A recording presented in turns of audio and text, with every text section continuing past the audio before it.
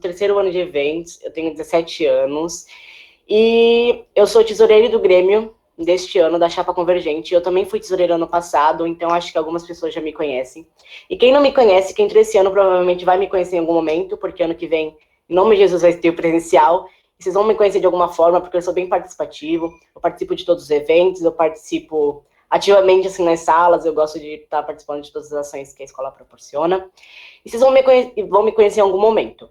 Bom, a gente entrou em contato, né? Na verdade, o João entrou em contato para ministrar esse projeto aqui com vocês, que é um projeto financeiro, né? Que a gente vai falar sobre finanças, assim, porque a gente encontra finanças em tudo. Então, em tudo a gente precisa lidar com muitos termos e muitas vezes a gente não conhece.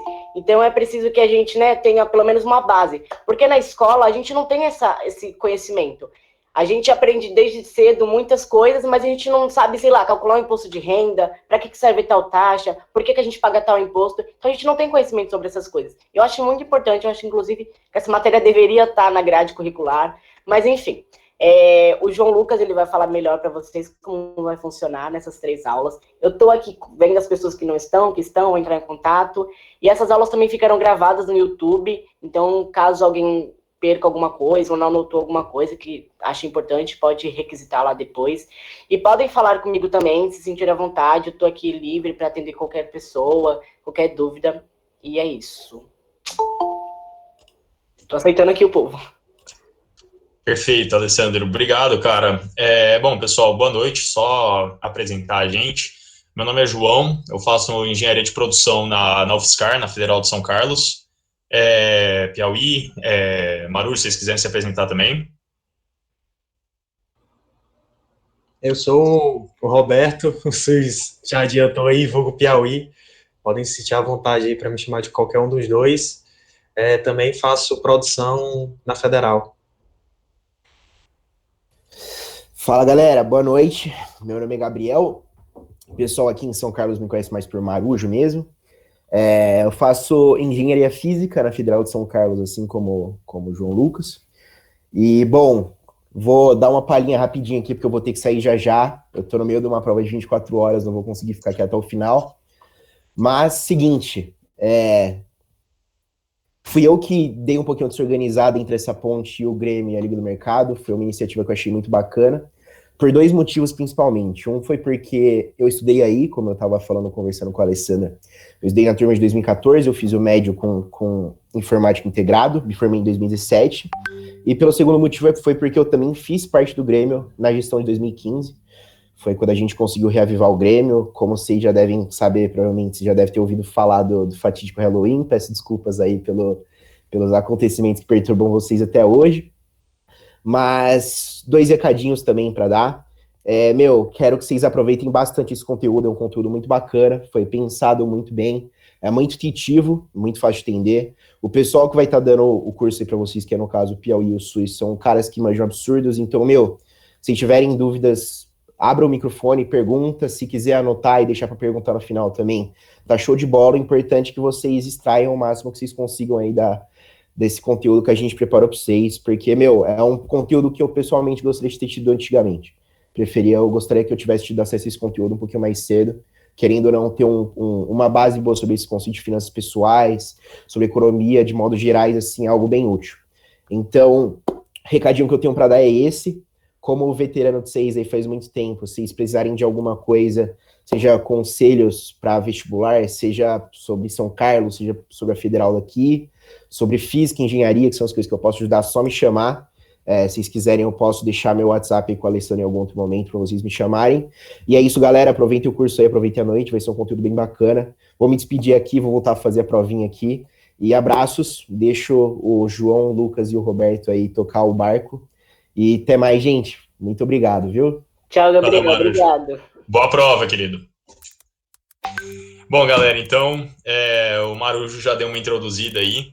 A gente está fazendo hoje o nosso primeiro encontro de 3 encontros que vão ser, e só para vocês entenderem como é que vai ser nosso conteúdo tratado, a gente vai começar hoje falando um pouquinho de finanças pessoais básicas. Lógico que a gente também não vai conseguir falar tudo de finanças pessoais básicas para vocês, pessoal, porque isso daí é um aprendizado bem contínuo, e então, muita coisa às vezes vocês vão querer saber, e se vocês quiserem perguntar depois também, fiquem totalmente à vontade. só que isso é uma coisa que vocês vão ter que ir atrás sempre, tá bom? Vai ser assim mesmo.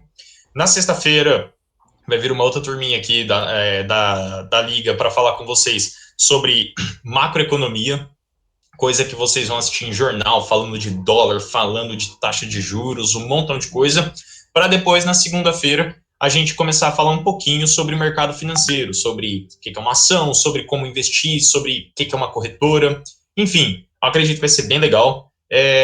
Todas as dúvidas que vocês tiverem, pessoal, se vocês quiserem anotar, mas também se vocês quiserem abrir o microfone para fazer elas, não tem problema nenhum, tá bom? A gente até gosta da interação de vocês. E, bom, é isso. Vamos começar hoje o nosso primeiro dia falando sobre finanças pessoais básicas. Eu vou compartilhar a minha tela aqui, que aí a gente já começa, tá bom?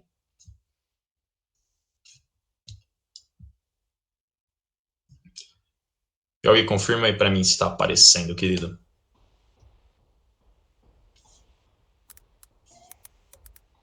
Tá show. Parece. Tá. Perfeito, pessoal. Manda bala, Piauí. Então, galera, como o Maruja e o Suis adiantaram, primeiramente, boa noite aí para todo mundo. Sintam-se à vontade para me interromper o Suis, para fazer qualquer tipo de pergunta.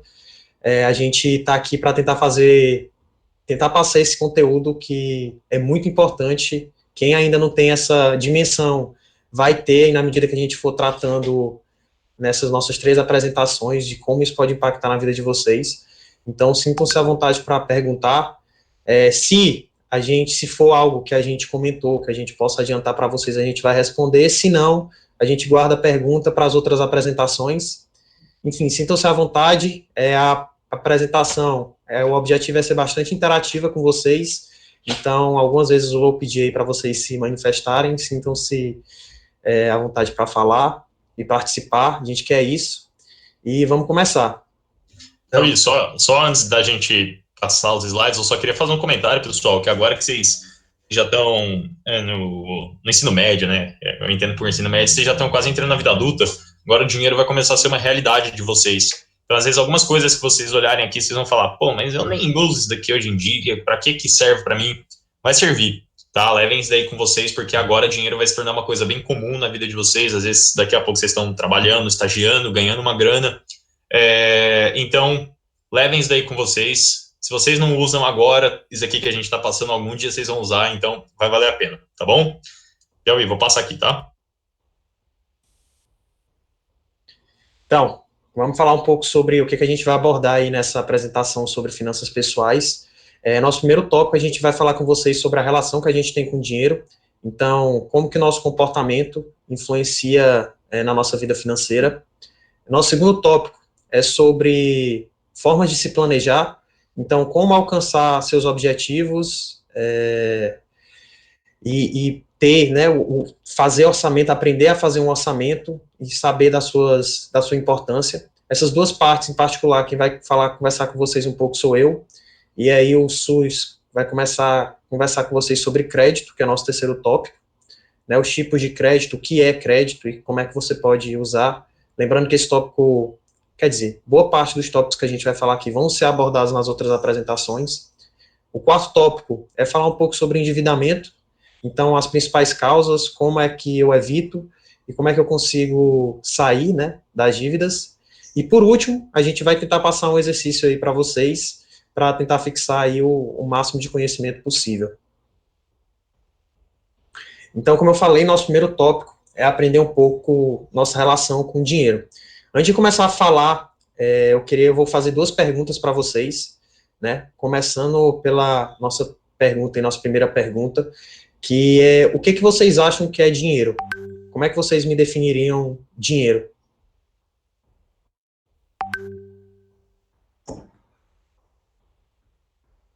Se alguém quiser abrir o microfone, fica totalmente à vontade, tá, pessoal? Ó, tá no troca, moeda de troca. Maria Clara, Mariana responderam.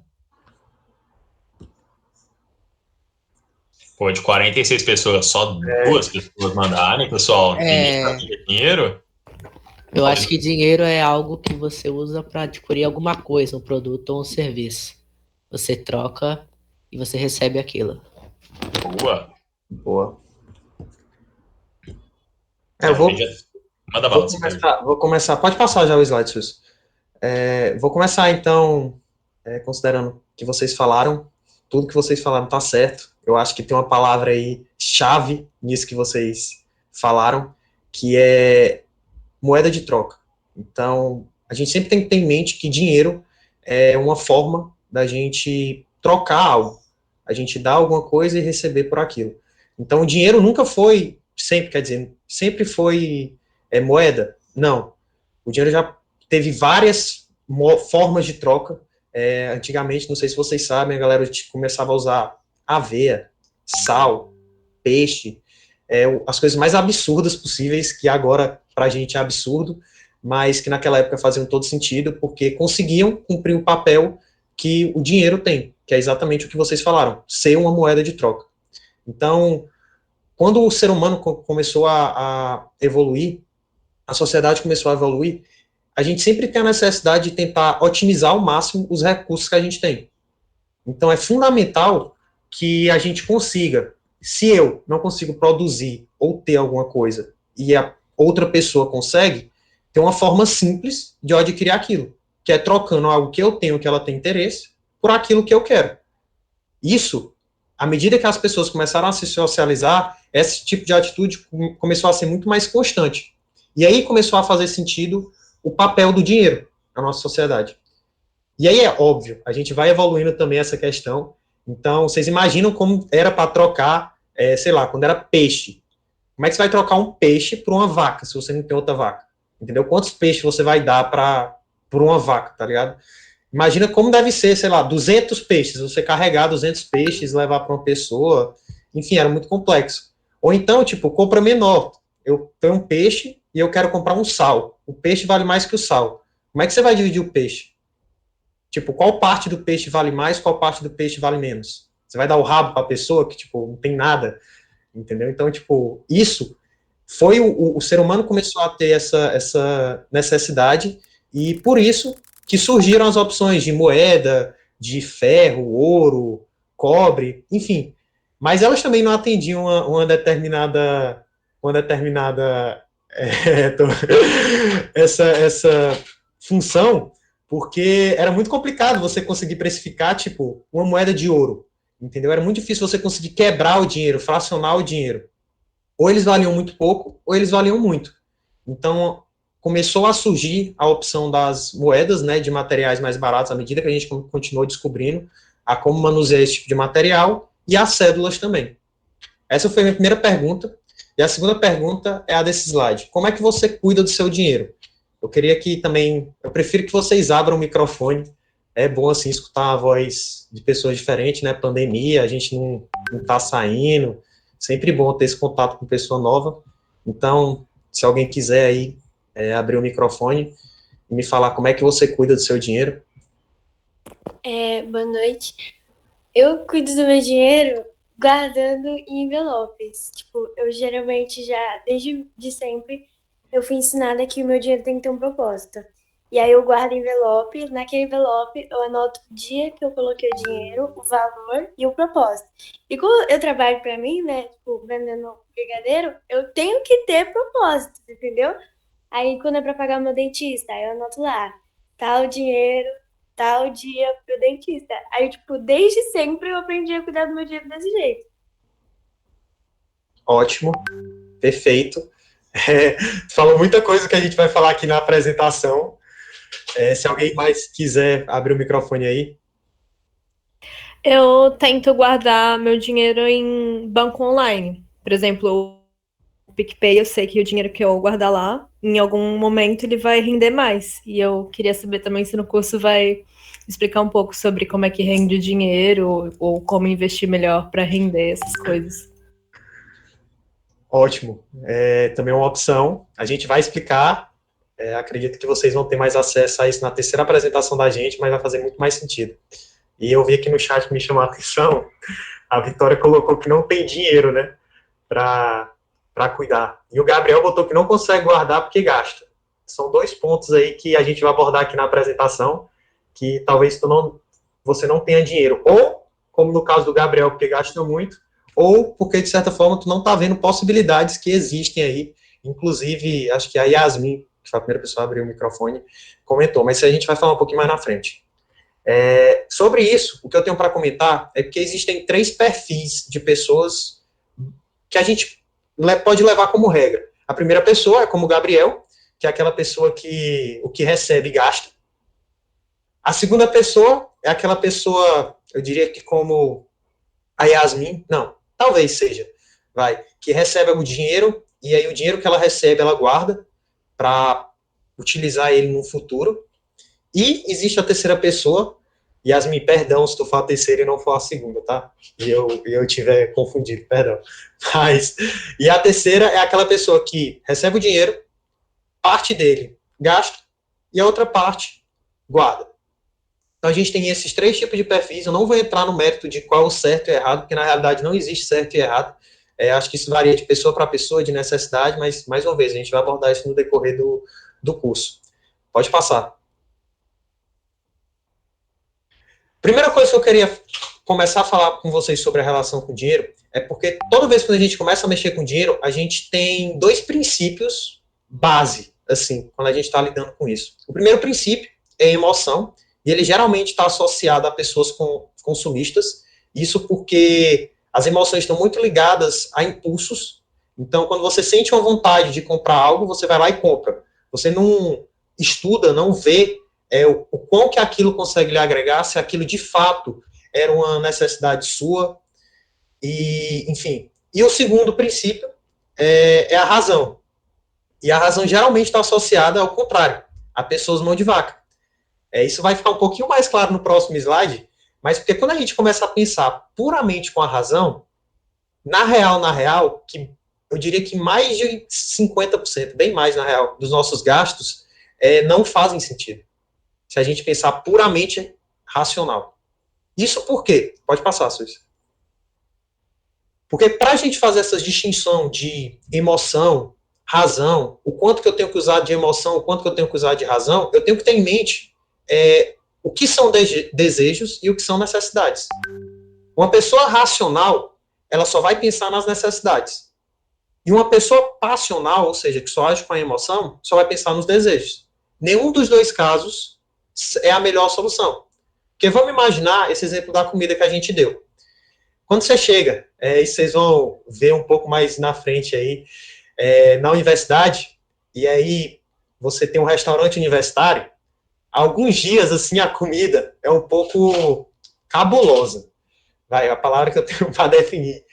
E aí, só que assim, a gente paga muito pouco pela comida, e ela consegue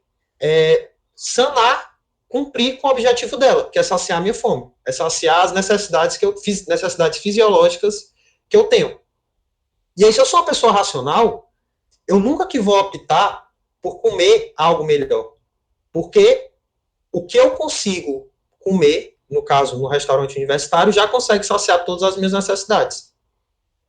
Só que eu tenho a opção, obviamente, de ir a um restaurante, né, e comprar uma comida de melhor qualidade, gastar mais dinheiro e tudo, e não comer só aquela comida ruim.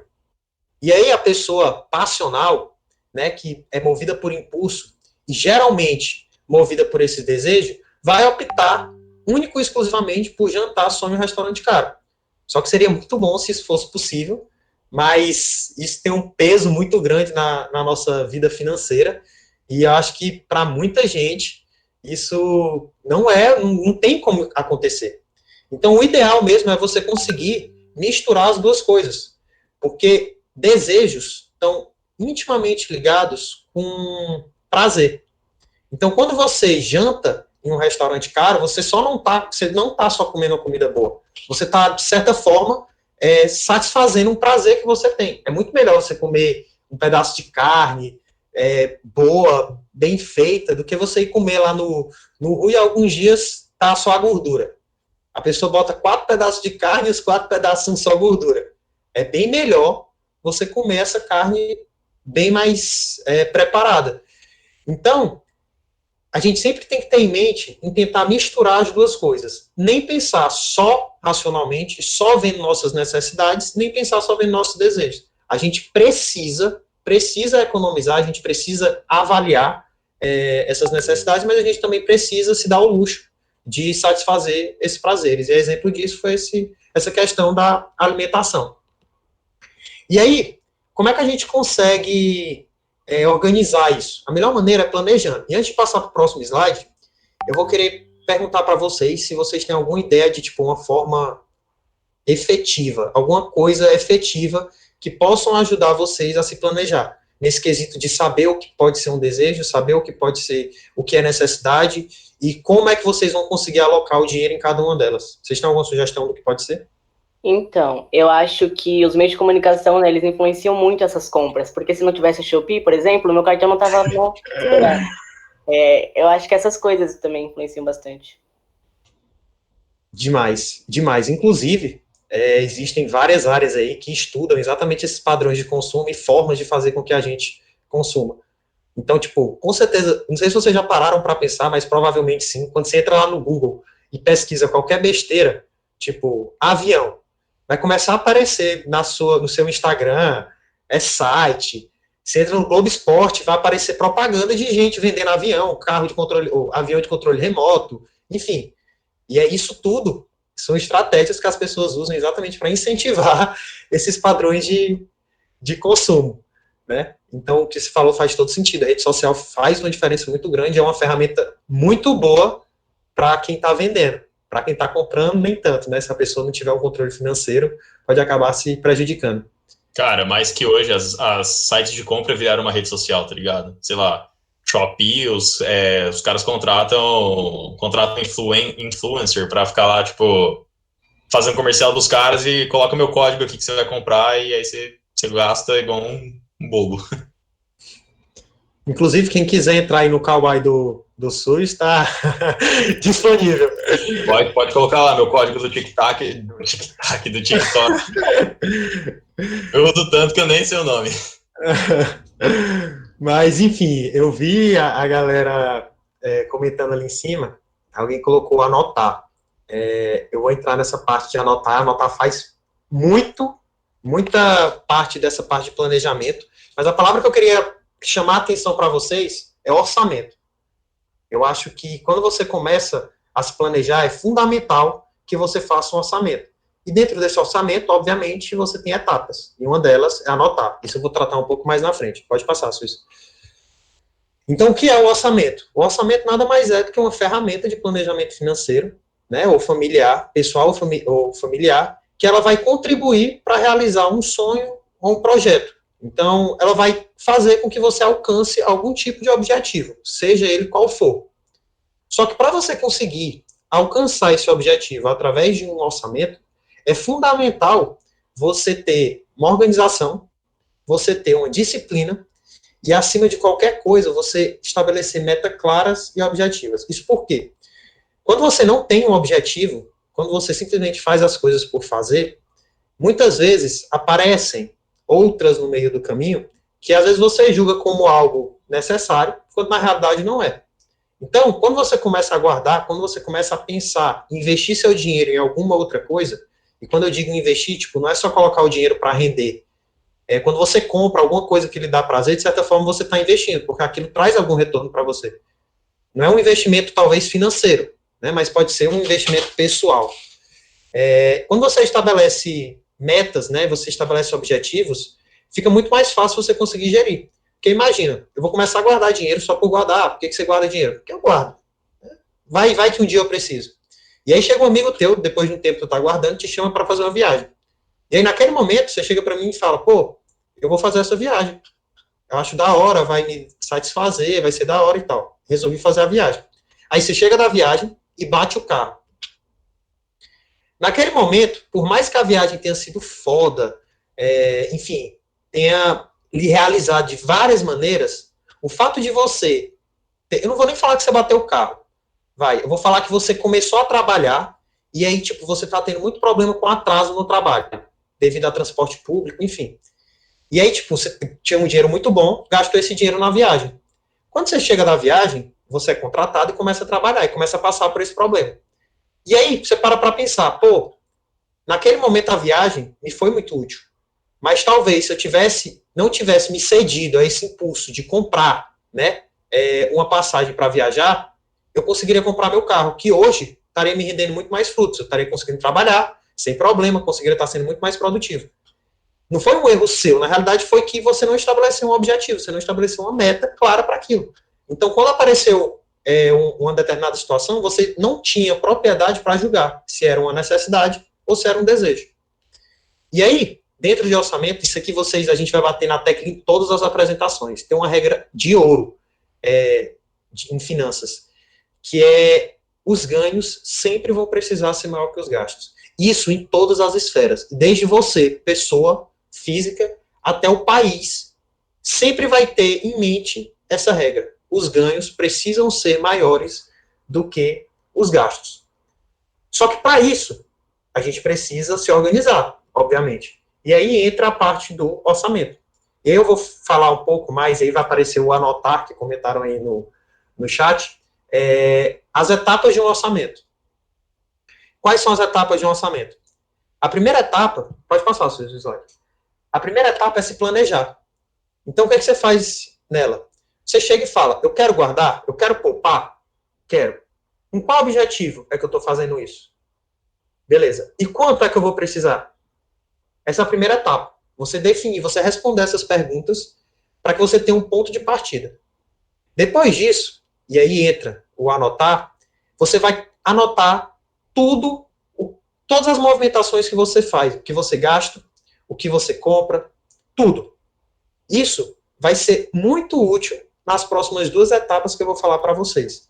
Por quê? Porque quando você anota, você tem um controle de tudo que você gasta e de tudo que você ganha. Fica muito mais fácil você calcular, você definir se de fato seus ganhos estão sendo maiores que seus gastos. Quando eu tenho isso sob controle, existe uma estratégia que ajuda em muito para você se organizar, que é o quê? Agrupar seus gastos. Então, vou dividir meus gastos com transporte, dividir meus gastos com alimentação, vou dividir meus gastos de lazer. A partir do momento que você faz essa divisão, você consegue se organizar melhor. Porque nossa vida financeira, a gente tem que encarar como uma balança, onde o prato dos ganhos sempre tem que ser maior, sempre tem que estar mais pesado do que os pratos dos gastos. Tenham isso em mente. Então, se de alguma forma eu estou tirando um recurso, se eu estou tirando dinheiro de um lugar, eu estou tendo que aplicar esse dinheiro em outro. Então, se eu estou gastando mais dinheiro com alimentação, porque eu estou saindo mais, eu estou indo para restaurante comendo melhor, aquele dinheiro vai ter que sair de algum lugar. E quando eu tenho tudo isso anotado, fica muito mais fácil de eu controlar. Então, é fundamental que vocês anotem. E essa ferramenta de agrupar, né, essa estratégia de agrupar seus gastos ajuda bastante. E aí, feito esse agrupamento, você parte para a última etapa, que é avaliar. E avaliar exatamente onde é que eu estou gastando mais, onde é que eu consigo economizar, onde é que eu quero gastar. Você vê quais são os seus desejos, quais são as suas necessidades, e a partir disso você monta uma estratégia. Se eu estou gastando muito com alimentação e eu consigo economizar naquilo, eu consigo diminuir meus gastos com alimentação e talvez investir mais em lazer, por exemplo. Ou então talvez investir mais na minha profissionalização, num curso ou algo do tipo. Então, por isso, essas 4 etapas se comunicam entre si, são fundamentais para você fazer. E aí, você tem ferramentas que ajudam a você fazer isso. Você tem um método clássico, que é você anotar na mão, o caderno e tal. E você tem maneiras talvez mais simples, mais fáceis, não sei nem dizer se de fato é mais fácil, que são as planilhas, né? A gente tem, a exemplo aí, o Excel, que ajuda muito, e é uma ferramenta que para isso é muito simples, vocês não vão precisar entrar ou saber mexer muito, é realmente muito fácil. Existem vários vídeos no YouTube de como usar o Excel para se organizar financeiramente, vários, e são muito curtos, porque é muito fácil utilizar essa plataforma para isso. E você tem também os aplicativos, né? A gente trouxe 2 aí, que é o Guia Bolso e o Minhas Economias, que ajudam bastante nessa questão de montar o orçamento e se planejar financeiramente. Eu só queria também deixar uma sugestão, Piauí, que tem um aplicativo que chama Mobilus, pessoal. Mobills. Cara, você consegue conectar suas contas de banco. Alguém aí falou que tinha conta em banco digital, acho que no PicPay, no Nubank. Você consegue sincronizar ele, então todos os gastos ele já vai computando também. E é gratuito, vale muito, muito a pena. Teve uma pergunta aqui do Bruno. Em empresas estatais, o ganho também deve ser muito maior do que o gasto? Houve algumas pessoas falando que estatais não devem ter lucros e fiquei bastante confuso. Cara, eu posso responder? Pode responder.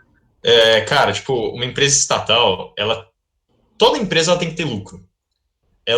O objetivo dela é ter lucro. Uma empresa estatal que não dá lucro significa que a população está pagando pelo prejuízo dela, pelo prejuízo da operação dela. Os Correios são uma estatal deficitária, ou seja, uma estatal que dá prejuízo. Os Correios têm lucro porque eles têm ganhos por não pagar imposto. Ou seja, eles não pagam imposto, então significa que ele dá lucro, mas se você for ver a operação dele, não dá lucro. Quem fala que uma estatal não tem que dar lucro é porque não sabe de contabilidade. Uma estatal, quando ela tem lucro, significa que a operação dela está boa e, no final das contas, o povo do país não vai ter que pagar o prejuízo dela. Então, antigamente, quando a Petrobras dava prejuízo e falava que ela tinha que dar, tá mentindo. É mentira isso daí, porque ela é uma empresa, ela tem que funcionar para dar lucro, mesmo sendo estatal. Uma empresa estatal, quando dá lucro, significa que a população do país não vai ter que pagar o prejuízo dela. Se ela dá prejuízo, significa que a população do país, de forma ou outra, vai ter que pagar. De alguma forma vai ter que pagar. Tá bom? Só para complementar, para tentar ajudar. Talvez, como o senhor falou, toda empresa ela precisa dar lucro. Senão ela não vai conseguir se manter. E no caso de uma empresa estatal, como o senhor falou, se ela der prejuízo, a gente está tendo que pagar por isso. Então, talvez o que mude de uma empresa estatal para uma empresa privada é o modelo de negócio dela. Então, uma empresa privada, por exemplo, quando ela dá lucro, ela gera lucro, ela divide aquilo, isso vai ficar mais claro depois, na terceira apresentação, ela divide aquilo com os sócios dela. Então, com quem, de alguma forma, tem uma participação naquilo. Numa empresa estatal, ela não tem sócios. O sócio dela é o Estado. E o lucro dela, para quem ela, quer dizer, o sócio dela, na realidade, é toda a população, gerido pelo Estado. E quando ela dá lucro, aquilo tem que ser retornado para a gente. Só que não retorna da mesma maneira que retorna uma empresa privada, que é dinheiro. Retorna em serviço. Então, uma empresa estatal precisa, sim, dar lucro. E esse lucro, a forma mais simples da gente ver é em relação ao serviço que ela presta, no ramo que ela está. Ficou claro? Quem perguntou? Ele respondeu aqui, cara. Beleza, então. Qualquer dúvida, pode mandar aí no chat. Pode passar, Suzy. Então, depois de tudo isso que a gente falou, fica muito claro saber que é fundamental a gente ter um consumo planejado e consciente. E dentro desse consumo planejado e consciente, entram aí 3 fatores que a gente sempre tem que estar de olho. A primeira é a eficiência dos recursos. Basicamente, de maneira muito simples, é você conseguir produzir mais com menos. Então, como é que eu consigo ter essa eficiência de recursos? Você poupando dinheiro, você evitando gastos desnecessários e você maximizando recursos. Esse maximizando recursos, eu quero que vocês prestem atenção, porque logo depois a gente vai entrar mais em detalhe sobre isso. A segunda parte são reservas de emergência. Toda vez quando você começa a poupar, que você começa a ganhar dinheiro, tenham em mente em ter reservas de emergência. Porque se lembra quando eu falei que a nossa vida financeira tem que ser como uma balança? Existem fatores, acontecimentos que não estão premeditados, não tem como a gente anotar, porque não tem como a gente prever que eles vão acontecer. E aí, se você não tiver uma reserva de emergência, quando acontece algum desses eventos, como eu falei, você precisa pagar. Se você precisa pagar, você precisa tirar de algum lugar. Só que muitas vezes, você não tem de onde tirar. Você vai fazer o quê? Você vai parar de comer? E aí, por isso que é fundamental, sempre quando você começar a guardar um dinheiro, você destinar parte dele para uma reserva de emergência e parte dele para, de fato, algum lugar onde você guarda para investir em alguma outra coisa. Mas reserva de emergência é fundamental. É só imaginar o exemplo do carro que eu dei, que depois eu voltei atrás, que era da batida do carro. O cara gastou todo o dinheiro na viagem, chegou e bateu o carro. Como é que ele vai pagar? Ele precisa pagar. Se ele tiver batido em alguém e a culpa for dele, ele vai precisar pagar o carro da pessoa. Não tem como ele adiar essa responsabilidade. De onde é que ele vai tirar isso? Ele vai contrair dívida para pagar? Compensa ele contrair dívida? Aí por isso que entra a importância da reserva de emergência. E o terceiro é o impacto no meio ambiente. E isso é muito simples, a gente conseguir minimizar, né, os impactos negativos do consumo no meio ambiente. Vocês já devem ter visto como o consumo consegue deteriorar o meio ambiente. Eu não tenho números exatos, mas é só ver, por exemplo, o quanto que a produção de 1 quilo de carne consome de água, enfim, sem contar desmatamento, coisas mais envolvidas no início do processo, né, de produção da carne. Calma aí que chegou uma pergunta. Quanto por cento do nosso ganho é ideal guardar? Vitória, isso depende muito de para que você tá usando. Porque o seu padrão de consumo. Imagina que, por exemplo, quando você está guardando uma determinada quantia, e aí você quer comprar alguma coisa, certo? Você quer fazer uma viagem, você quer comprar alguma coisa. E aí você se esquematiza, né, se organiza, para ver em quanto tempo é que você conseguiria comprar aquilo. Só que a reserva de emergência, ela também tem que se basear nisso. Por exemplo, se eu estou guardando R$100 por mês, eu não tenho como destinar, tipo, 80 para minha reserva de emergência. Porque eu não tenho gastos justificáveis que me obriguem a ter R$80 guardados na reserva de emergência. O que eu quero dizer com isso? Imagina, você não tem um carro. Não faz sentido você ficar guardando muito dinheiro na reserva de emergência se o seu gasto não é... Se você não tem um carro onde você possa bater. Entendeu? Onde o máximo que pode acontecer é um incidente, é um médico. É você ter em mente esse seu padrão de consumo. Por isso que é muito complicado eu chegar para ti e falar, guarda tanto por cento do que tu ganha. Tu tem que ver o quanto que, de fato, pode ajudar nos recursos que tu tem. Não sei se está ficando claro o que eu estou dizendo, mas se o senhor quiser complementar... Eu só ia falar que se vocês quiserem ter tipo um número mais assim, mais tranquilo para vocês imaginarem, a reserva de emergência de vocês, galera, tem que ser entre 6 e 10 meses do salário de vocês. O que seria isso daí? Vocês não estão trabalhando agora, mas daqui a pouco vocês vão começar a estagiar. Então, se vocês ganham R$1.000 e vocês conseguem sobreviver no mês com aqueles R$1.000, a reserva de emergência de vocês tem que ser R$6.000, entre 6 e 10 mil reais. Por quê? Porque vocês podem ser demitidos. Porque vocês podem, por exemplo, Deus me livre, mas a gente pode sofrer acidente, a gente pode pegar alguma doença. Isso daí a gente tem que considerar, não pode fechar o olho. Essa reserva, ela já está considerando que, antes você sobrevivia com aqueles R$1.000 por mês, né? Beleza, então agora você tem 6 meses para conseguir se recuperar, entre 6 e 10 meses para você conseguir se recuperar. Então, se você foi demitido, você tem 6 meses com aquele dinheiro que você consegue procurar emprego, até você encontrar de novo. Então, conforme você vai aumentando os seus gastos, aumentando o seu salário, é importante também que vocês aumentem a reserva de emergência. Porque, naturalmente, quando vocês saírem, vocês vão estar vivendo com R$1.000. Depois que vocês estiverem trabalhando, vai aumentar. Vocês vão começar a viver com R$4.000, R$5.000. Então, vai ter apartamento, carro, às vezes uma viagem, essas coisas. Deixa eu ver.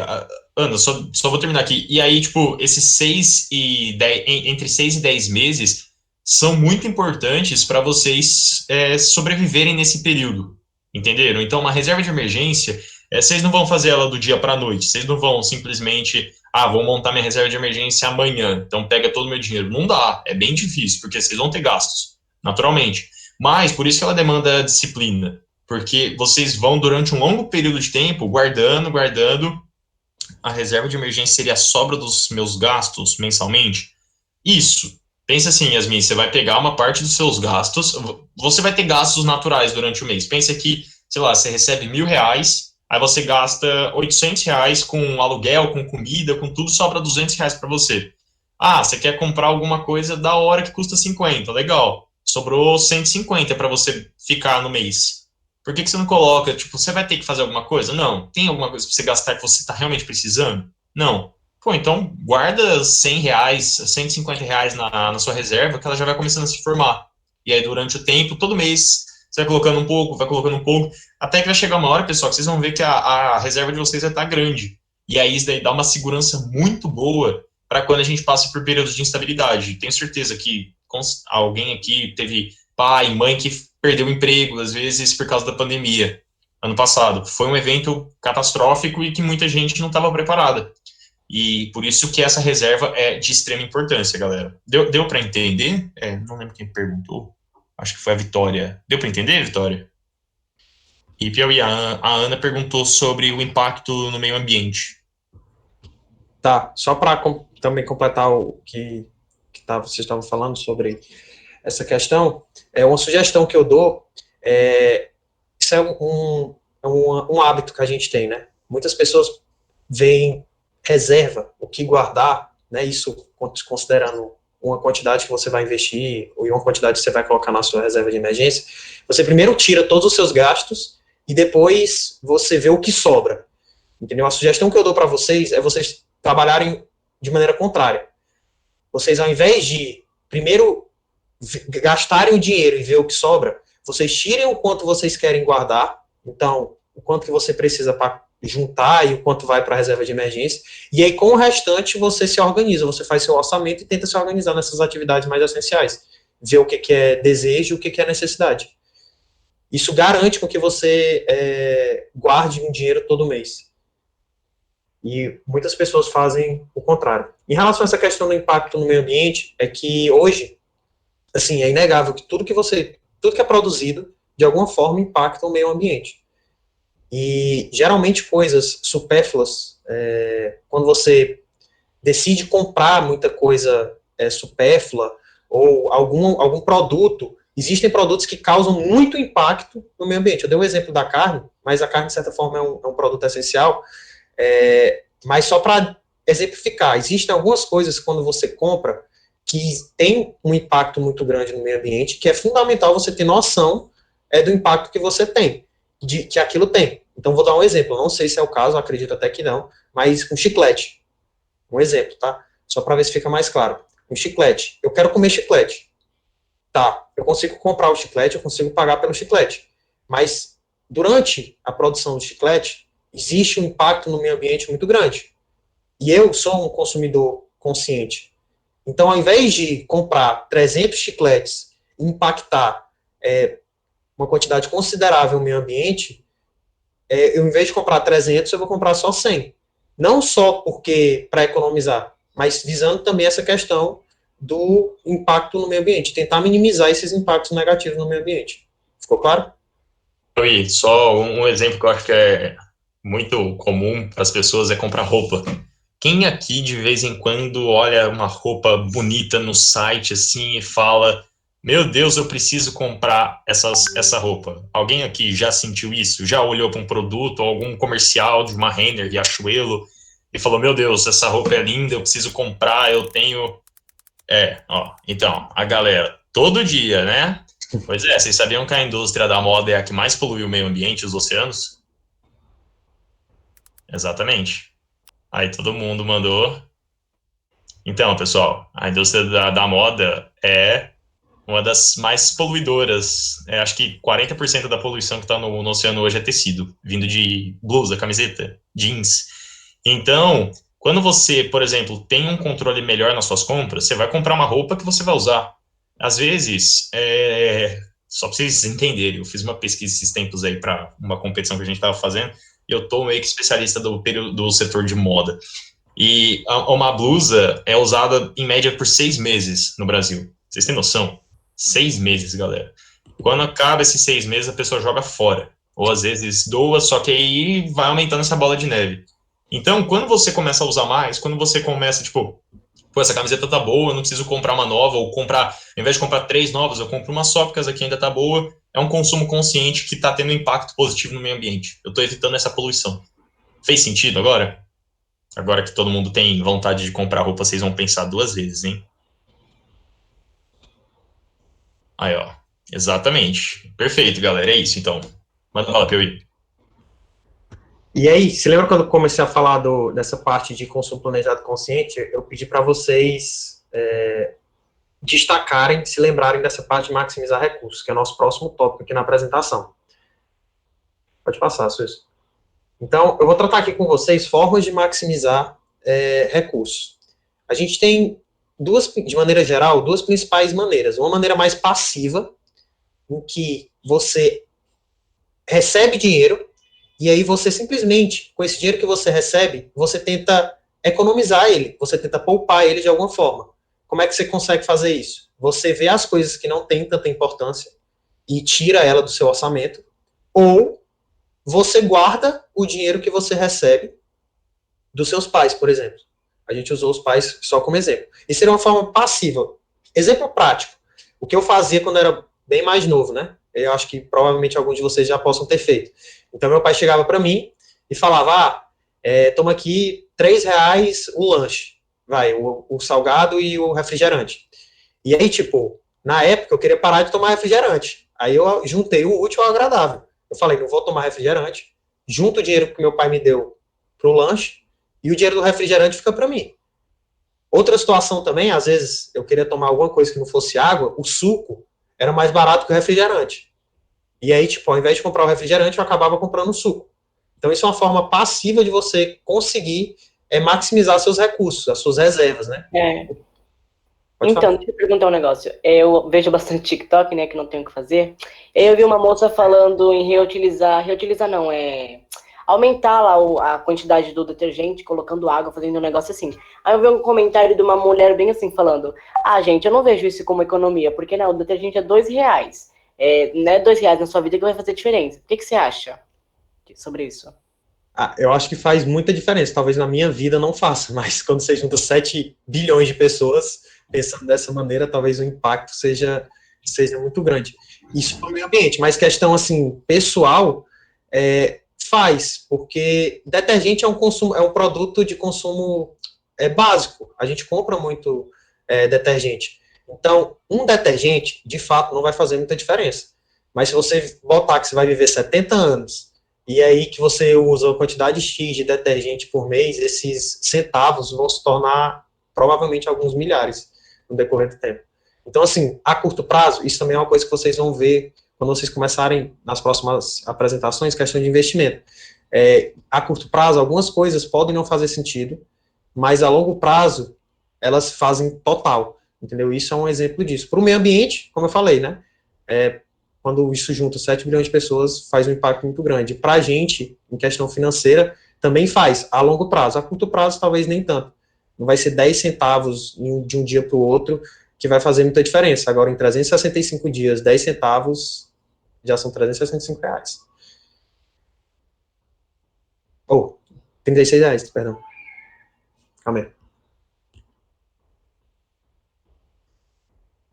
Exatamente, Ana. Dinheiro nunca é demais, galera. Tipo, vocês estão economizando em detergente, mano, vocês vão conseguir comprar, às vezes, alguma coisa legal, ou às vezes guardar para uma viagem que vocês querem fazer. Mano, viaja. Viaja sem dinheiro. Vocês vão ver cada centavo, galera. Vocês vão conseguir fazer uma coisa diferente. Então, tipo, mano, vale muito a pena. Eu que, tipo, acho brabo guardar dinheiro para viajar. Cara, vocês conseguirem economizar R$ 2 por, sei lá, por semana, multiplica por 52 semanas. Dá R$ 104. Mano, R$ 104 dá para vocês fazerem bastante coisa. Então, acho que qualquer economia que você consegue, vale a pena, pessoal. Vale a pena mesmo. E um exemplo muito prático disso é a ideia de cofrinho, né? Que a gente, geralmente, no cofrinho coloca quantidade muito pequena e vê aquilo no final de um período grande. E aí, no final das contas, aquela quantidade pequena virou uma quantidade considerável. Eu acho que surgiu daí a ideia de cofrinho, né? Naquela questão de moeda.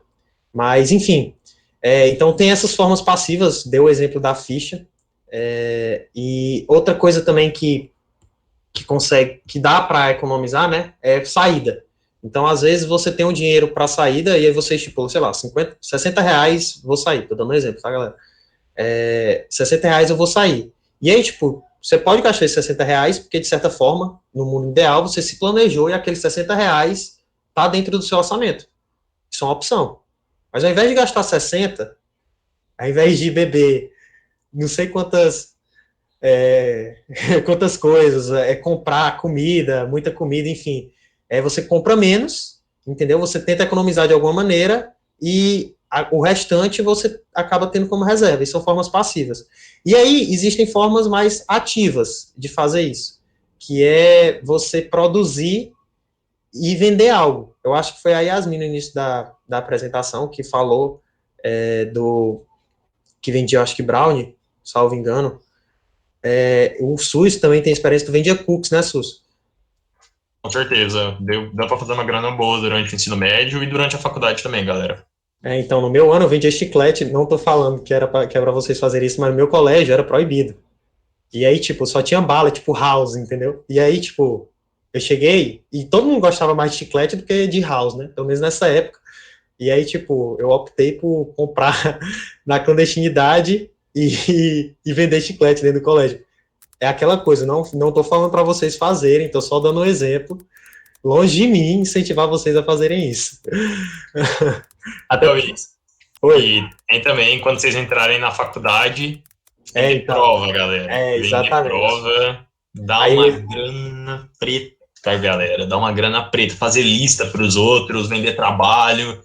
Cara, os caras tiram uns 5K, Piauí, uns 5 mil. Facilmente. Facilmente. Se o cara virar um fazedor de prova profissional, facilmente o cara consegue tirar isso. É o que eu tô dizendo, essas coisas assim, tipo, eu dei o exemplo do colégio, eu ia dar esse exemplo da faculdade, que aqui tem um mercado negro dentro da faculdade, que é essa questão de fazer exercício, trabalho, lista, dá muito dinheiro, muito, muito, muito dinheiro. Eu já cheguei a fazer prova que eu ganhei R$300, R$400, dependendo do conteúdo da matéria. Entendeu? Então, tipo, você imagina, uma prova, uma manhã que eu dediquei, eu ganhei R$400. Entendeu? Obviamente, você, quer dizer, a não ser que você vira um profissional nisso, você não vai ter prova para fazer todo dia, né? Dos outros, até porque você tem suas obrigações também. Mas o ponto é que existem, sim, várias formas de você conseguir se capitalizar. Eu vi gente no início da apresentação falando que não tem como ganhar dinheiro. Tipo, sempre tem uma forma de ganhar dinheiro, mas muitas vezes você só não tá ou você não está enxergando ou você não está conseguindo explorar aquilo direito. Ô, Piauí, tem gente perguntando quanto que é por prova. Galera, depende da dificuldade da prova. Tem prova que é mais fácil que os caras, tipo, sei lá, cobra 50 conto, mas tem prova que é extremamente difícil, é 300 conto fácil. E a galera paga. Pra passar, paga. Paga fácil. E vou dizer mais, e tem um mercado por trás de credibilidade da galera. Credibilidade, vai passando de geração em geração. Quando você ganha credibilidade, no ano seguinte vai ter gente pedindo pra você em república, nossa, vai, ó, você entra na confiança do pessoal. É como entrar pra máfia, galera. Se você errar, os caras vão te apagar. Brincadeira, não vão não. A gente também está incentivando vocês a fazerem isso, porque teoricamente é ilegal, mas eu acho que todo mundo que entra na faculdade ou compra ou vende. Aí você decide qual lado é que você vai estar. Exatamente. Se vocês estiverem vendendo, significa que vocês vão ser muito bons naquela disciplina, naquele conteúdo.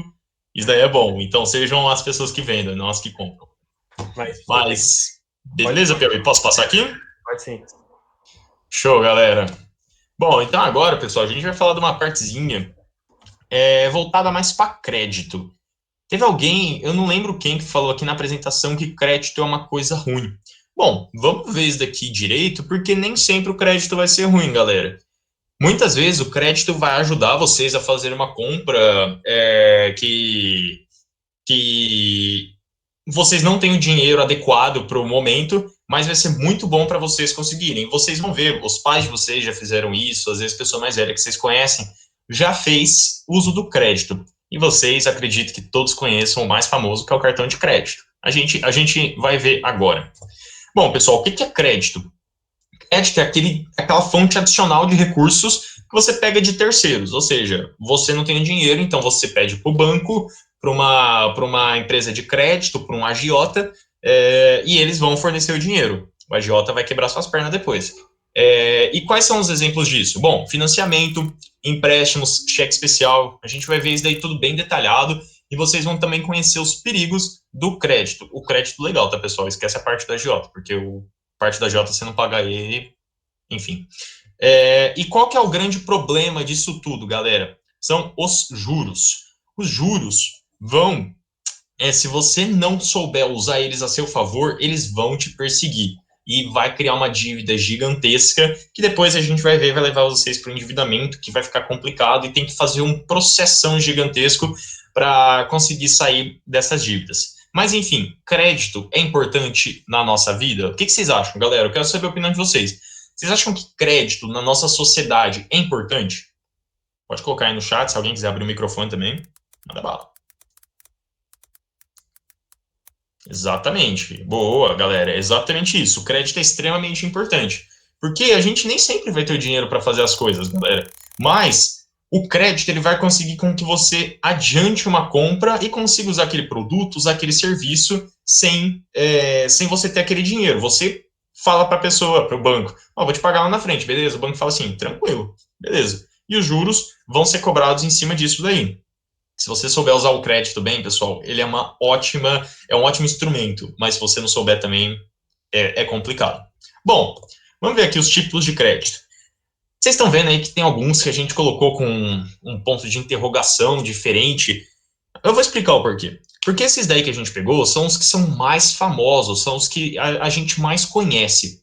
O empréstimo consignado e consórcio, vocês vão ver, às vezes o pai de vocês vê, mas a gente não dá muita importância porque vocês não têm um contato direto com eles agora, tá? Mas, em relação aos outros, é bem importante que vocês entendam como que funciona e o que vai ser cobrado em cima disso. O Alessandro colocou, aqui em casa fode tudo, mas sim. Tem que tomar cuidado com os juros, Alessandro, vamos ver isso daí. Bom, pessoal, então o empréstimo consignado, ele é um empréstimo que ele vai ser descontado direto do salário e ele até cobra juros menores. O consórcio, você faz um pagamento antecipado e ele é a longo prazo. Exato, é o que o Kanye West Game, temos um rapper aqui na parada, falou que consórcio dizem que é furado, é verdade? Sim, porque você vai pagar por um longo tempo e muitas vezes esse sorteio mensal dos contribuintes, Steven, prazer, Steven, esse sorteio mensal dos contribuintes é furada, galera, é bem furada. Isso daí é coisa que banco vai tentar empurrar para vocês vão falar que não, melhor não, consórcio é furada. E demora muito tempo para você fazer a sua aquisição. A Bianca perguntando, então, qual é o melhor jeito de comprar moto e essas coisas? A gente vai ver, Bianca. Tem, por exemplo, financiamento. Então, o consórcio tem um valor menor. É que muitas vezes o consórcio ele é atraído por causa desse sorteio mensal dos contribuintes. Tem muita gente que entra em consórcio por causa desses sorteios mensais. Se você olhar o consórcio, se ele tiver um valor mais baixo até do que um financiamento, até que vale a pena. Só que o nosso ponto de atenção aqui é cuidado com essas coisas de, tipo, a gente vai sortear 10 carros e 2 motos para as pessoas e blá, blá, blá. É fria, não caiam nisso, tá, galera? Muitas vezes não é pago, não é sorteado nem nada, e você entra nisso daí para nunca ganhar, tá bom? É só isso daí, mas olhem sempre as taxas que vão ser cobradas, tá, pessoal? E é por isso que a gente colocou os outros empréstimos aí, que são mais, esses outros créditos que são os mais conhecidos por todo mundo. Bom, vamos ver o que é cada um. Bom, galera, a gente tem um empréstimo pessoal, que literalmente você pediu um empréstimo, às vezes para um banco, para alguma coisa, ele é o mais popular. E os juros ficam variando de acordo com o banco. Esse empréstimo pessoal, às vezes, é bom para você fazer coisas que você não tem o dinheiro suficiente para fazer aquilo. Muitas vezes pequenas e médias empresas pegam empréstimos assim para usar durante a empresa, tá bom? A única coisa que vocês têm que tomar cuidado são com os juros, que a gente vai ver também dos outros que eu vou falar os juros para vocês aqui, vocês vão cair da cadeira que vocês estão, ou da cama. O crédito rotativo. Crédito rotativo, galera. Alguém aqui já fez compra no cartão de crédito? Coloca aí nos comentários. Já eu, sim. Sim, muito. Opa, o Gabriel não falou que não. Bom, pessoal, para quem não fez, cartão de crédito, você vai sempre pagar faturas. Todo mês você está pagando uma fatura. Vocês já viram como que funciona o pagamento de uma fatura? Vocês que pagam, o pai de vocês, como é que funciona, pessoal? Vocês já viram o pagamento de uma fatura? Parece lá, você tem R$350 para pagar dessa fatura desse mês. Aí você vai lá, acessa o aplicativo e aparece para você fazer o pagamento. Vocês já fizeram isso? O Bruno falou que já. O Steven não. Bom, muita gente falou que sim. Galera, se vocês forem olhar lá, vai ter isso. Perfeito, Vitória. Mas muitas vezes em aplicativo, eu sei porque eu uso o aplicativo do Itaú. Quando eu tenho que pagar minha fatura, aparece lá, pagar valor mínimo. Então, tipo, minha fatura é R$300. O valor mínimo é 45. É um valor bem baixo. É bem baixo. Aí você fala, legal, hein? Então significa que eu tenho R$300 para pagar, eu posso pagar só essa fatura mínima que tá suave, os caras, eu vou pagando a mínima, então ao invés de pagar 300 no mês, eu pago só 40. Galera, isso daí parece ser muito atrativo quando vocês olham. Só que quando vocês vão olhar o que é cobrado em cima do valor que sobra, então, tipo, nesse caso, eu tenho 300 reais para pagar de fatura e eu paguei só 50. Significa que os 250 reais estão lá ainda cobrando juros. E os juros que o banco vai cobrar do rotativo são altos, pessoal. São muito altos. Eles são... Eu não lembro quanto que é que eu vi. Nossa, mas eu lembro que era um valor de, tipo assim, 30% ao mês. 30% ao mês, pessoal. Que ao ano dá, sei lá, uns 430%, 450% no ano. Para quem sabe quanto que é esse valor, pessoal, significa que a sua conta vai multiplicar por 4 até o final do ano, se você não pagar. Então, fiquem sempre ligados em relação ao crédito rotativo. Você tem fatura mínima para pagar? Não, eu não quero. Eu quero pagar minha fatura inteira, porque eu sei que depois a minha mínima, o resto que eu tenho que pagar vai ficar gigantesco, eu não vou pagar nunca. O financiamento, pessoal, é a mesma coisa, só que às vezes os juros são mais tranquilos. Por quê? Financiamento, pessoal, vão ser aqueles empréstimos para bens específicos. Então, vocês vão ver financiamento para um apartamento, financiamento para uma casa, financiamento para um carro, financiamento para uma moto. Então, você vai pegar esses valores específicos. E os juros vão variar de acordo com o banco. Muitas vezes tem muito banco que eles conseguem mexer bastante com os juros do financiamento. De onde que vem esses juros que o banco cobra o financiamento? Participem da aula na sexta-feira que vocês vão saber. E esse financiamento é bom? Galera, é muito legal. Por quê? Porque você consegue antecipar. Tipo, pensa para comprar um apartamento de 400 mil reais. Cara, uma pessoa que ganha 5 mil reais vai demorar muito para comprar aquele apartamento, guardando. Então, o financiamento você consegue antecipar uma compra de longo prazo. Por isso que até os financiamentos, eles são longos. Você vai ver um financiamento de uma casa, ele dura 20 anos, 25 anos, porque você está naquela casa. Você não pretende, tipo, eu vou mudar de cidade, estado, país. Não todo mundo. Então, tipo, o financiamento, ele é legal. De novo, fiquem espertos com os juros. E o cheque especial, que eu acho que é um dos juros mais predatórios que existem de todos, e ele é aquele dinheiro fácil que o banco deixa para vocês. Quando vocês vão olhar, vocês baixarem um aplicativo de banco, vocês tiverem uma conta, vai aparecer lá que você já tem um crédito pré-aprovado. Não sei se vocês já viram isso, mas você vai abrir e fala assim, chega a notificação do Itaú para mim e fala assim, João Lucas, olha aqui, a gente pré-aprovou um cheque para você no valor de R$ 1.200, cara. Pô, aproveita. Eu conheço, sei que eu vou falar, não, mas quem não conhece fala assim, caramba, cara, então significa que eu posso usar esse dinheiro, o banco tá dando para mim. É bom demais para ser verdade, exatamente, Ana. E aí, como que funciona? Imagina que o Piauí vai fazer uma compra de 150 reais. Aí, ele tem 100 reais na conta corrente dele. Na conta que está disponível lá. Ele olha e fala assim, tem 100 reais no meu saldo. Aí o Piauí vai lá e gasta 150. Quando ele for ver, o banco aprovou a compra dele. Aí o Piauí fala assim, mas espera aí, eu tinha 100 na minha conta corrente, como que o banco aprovou? De onde saiu esse dinheiro? Do cheque especial. Esses 50 reais que o Piauí pegou do banco emprestado, o banco é bonzinho demais. Ele é muito bonzinho. Ele só vai estar cobrando uma taxa de uns 418% ao ano em cima daquele dinheiro. Então, se você demora um pouquinho para ver a dívida, galera, vira uma bola de neve.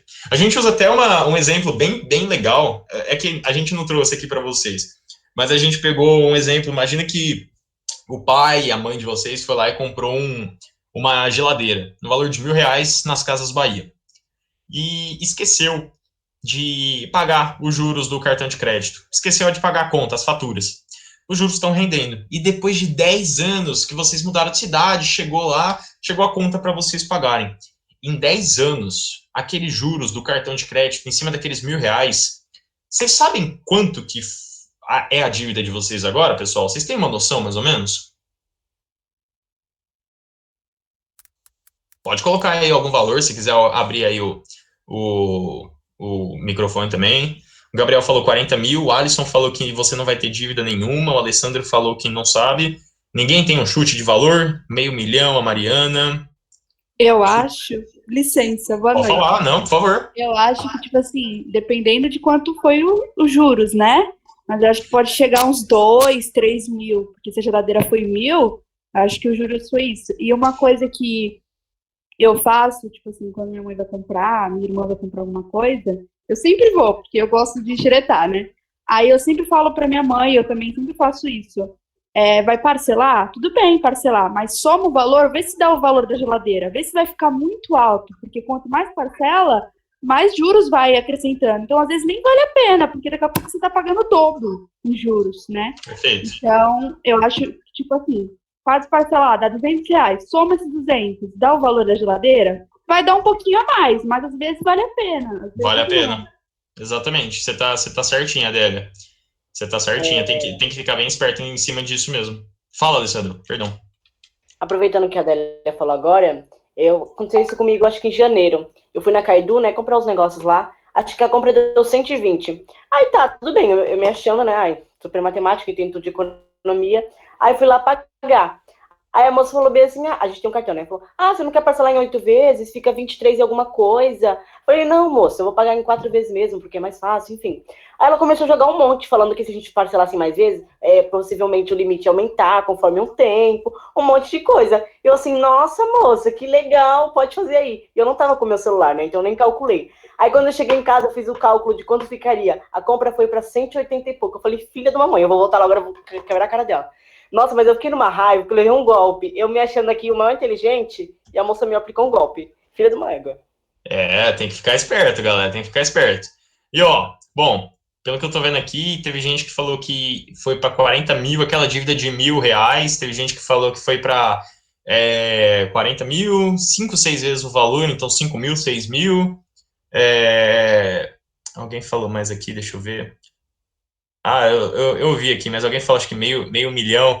Bom, galera, acho que nenhum de vocês chegou perto, porque aquela dívida que vocês tinham de R$ 1.000, depois de 10 anos rendendo conforme esses juros do cartão, eu usei os juros do Itaú, tá, pessoal? Se vocês quiserem pegar e fizer a conta, só acessar o site do Itaú, vocês vão enxergar lá, acho que tá em 389% ao ano.